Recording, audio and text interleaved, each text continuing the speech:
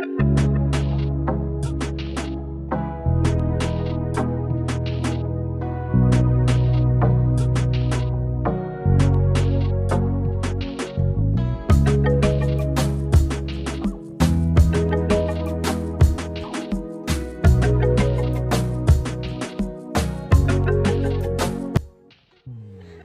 আলাইকুম, সবাই কেমন আছেন? আশা করছি সবাই অনেক ভালো আছেন। Welcome back to my channel. হাজির হলাম নতুন আরও একটি রেসিপি নিয়ে। আজকে আমি আপনাদেরকে খাসির ঝাল ঝাল কষা মাংস তৈরি করে দেখাবো, যেটা অনেক মজাদার হয়ে থাকে খেতে। ভাত, রুটি, পোলাও, পরোটা সব কিছুর সঙ্গে অনেক ভালো লাগে। তো চলুন কিভাবে আমি এই রান্নাটি করলাম পুরোটি দেখে নিন এবং শিখে নিন। প্রথমে আমি কড়াইয়ে পরিমাণ মতো তেল দিয়ে নিয়েছি, আর এখানে দিয়ে দিয়েছি 2 টুকরো দারুচিনি, 2টো তেজপাতা, 2টো বড় এলাচ, 4টি ছোট এলাচ এবং লং, গোলমরিচ। দিয়েছি হাফ কাপ পেঁয়াজ কুচি। সব কিছুকে ভালোভাবে একটু নেড়েচেড়ে ভেজে নিচ্ছি। পেঁয়াজটা হালকা ভেজে নেওয়ার পরে আমি এখানে পেঁয়াজ বাটা দিয়ে দিচ্ছি হাফ কাপ পরিমাণ। এখন পেঁয়াজ বাটাটাও ভালোভাবে কষিয়ে নিচ্ছি যাতে এর কাঁচা গন্ধটা চলে যায়। ভালোভাবে ভেজে নেওয়ার পর এখানে আমি বাটা মশলা দিয়ে দিলাম। আদা বাটা 1 চামচ পরিমাণ, রসুন বাটা 1 টেবিল চামচ পরিমাণ,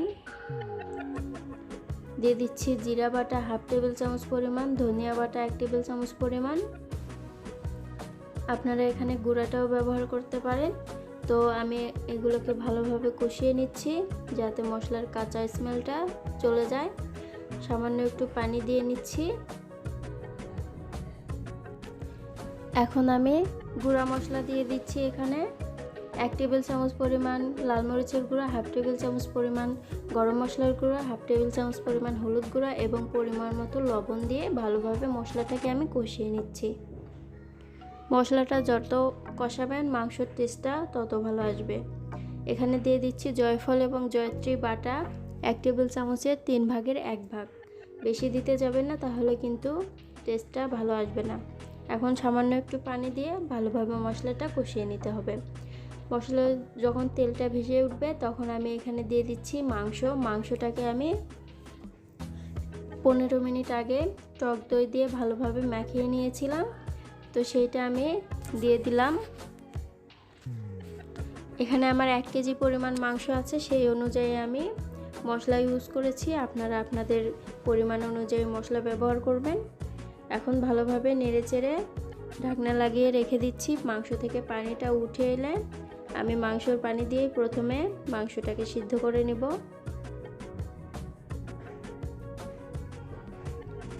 এই যে দেখুন, মাংস থেকে প্রচুর পানি বেরিয়েছে। এটা দিয়ে আমি প্রথমে সিদ্ধ করে নিচ্ছি।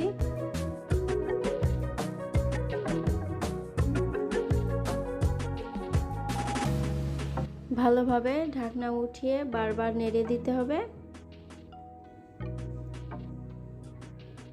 তো মাংসের পানিটা যখন শুকিয়ে যাবে, তেলটা উপরে ভেসে উঠবে, তখন আরও একটু আমি নেড়েচেড়ে এখানে আমি হাফ কাপ পরিমাণ পানি অ্যাড করব মাংসটা ভালোভাবে সিদ্ধ হওয়ার জন্য।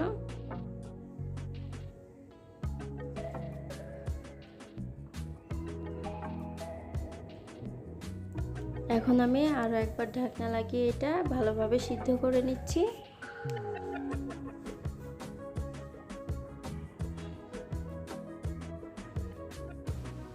যারা আমার চ্যানেলে নতুন আছেন তারা চ্যানেলটিকে সাবস্ক্রাইব করে আমার পাশে থাকবেন। যারা অলরেডি চ্যানেলটিকে সাবস্ক্রাইব করেছেন তাদেরকে অসংখ্য ধন্যবাদ। আর সবাই একটা করে লাইক দিবেন, কমেন্ট করে জানাবেন আমার রেসিপিটি কেমন হয়েছে এবং আপনাদের বন্ধু বান্ধব ফ্যামিলির সঙ্গে বেশি বেশি শেয়ার করবেন।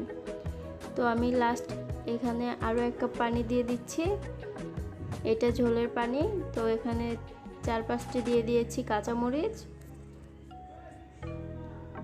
দিয়ে দিচ্ছি ভাজনা। এখানে আমি পেঁয়াজ, বেরেস্তা, গরম মশলা একসঙ্গে ভেজে এই ভাজনাটি অ্যাড করলে মাংসের টেস্টটা দ্বিগুণ বেড়ে যায়। তো চেষ্টা করবেন ভাজনা দেওয়ার জন্য। এখন ভালোভাবে নেড়েচেড়ে মিশিয়ে নিচ্ছি। ঢাকনা লাগিয়ে 5 মিনিট রান্না করে নেব।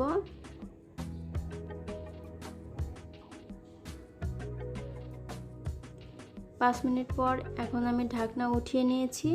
দিয়ে দিচ্ছি 1 টেবিল চামচ পরিমাণ ভাজা জিরা গুঁড়ি। আমার রান্নাটা কমপ্লিট হয়ে গেছে। তো জিরা গুঁড়ি দেওয়ার পরে ঢাকনা লাগিয়ে রেখে দিলাম 2-3 মিনিটের মতো। এখন আমি চুলাটা অফ করে দিয়ে সার্ভ করে নিচ্ছি।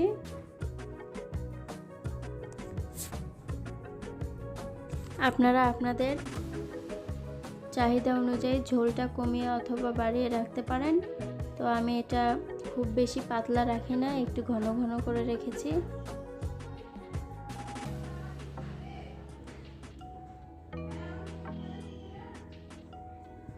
তো সার্ভ করে নিয়েছি, দেখুন কতটা লোভনীয় হয়েছে। এটা সব কিছুর সঙ্গে অনেক মজাদার হয়ে থাকে খেতে। তো এইভাবে যারা এখনও ট্রাই করে দেখেননি অবশ্যই ট্রাই করবেন। আর আমার রেসিপিটি কেমন লাগলো আমাকে কমেন্ট বক্সে জানাবেন। আজ এখানেই বিদায় নিচ্ছি। সবাই ভালো থাকবেন, সুস্থ থাকবেন। আল্লাহ হাফেজ।